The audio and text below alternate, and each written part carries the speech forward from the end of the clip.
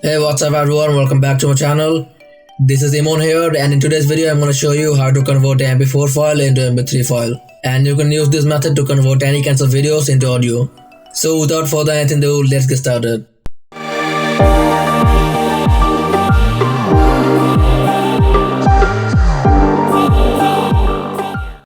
So here I have this video and let me show you how to convert it into audio file.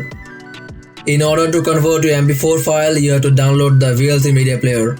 For that, just go to the videoland.org and download the VLC media player and run through the installation process.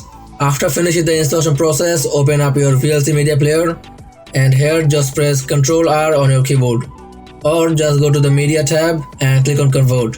Here you have to add your MP4 file, so click on add and choose your video from here. Again, if you want to download this video, check the links in the description below. After that, click on convert and now in the profile drop down menu choose audio MP3. If you want to make some changes about the bit rates, click on this tool icon and from there go to audio codec and do some changes if you want.